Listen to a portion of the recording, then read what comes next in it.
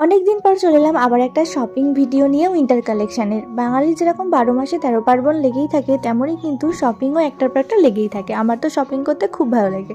তো প্রথমেই শুরু করলাম এই যে এই বুটটা দিয়ে। এটা আমি কিনেছি ফ্লিপকার্ট থেকে আন্ডার 500। ভিডিওতে অতটা বোঝা গেল না, ওই জন্য ফটো দিয়ে দিলাম।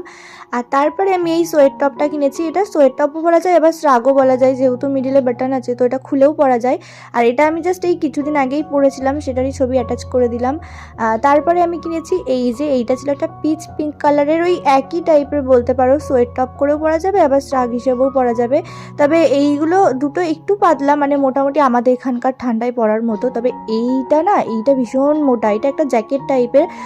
মানে এটা আমার এত পছন্দ হয়েছিল। আর দেখো, এটার সামনেটা হচ্ছে সেলফ ওয়ার্ক করা, আর বাটনগুলোও খুব সুন্দর ছিল। তবে এটা আমার বাটন আটকায় না, মানে এমন টাইট, তাও আমি কিনে নিয়েছি জ্যাকেট হিসেবে পরার জন্য, আমার এত পছন্দ হয়েছিল। আর এই তিনটেই কিন্তু আমি কিনেছি অফলাইন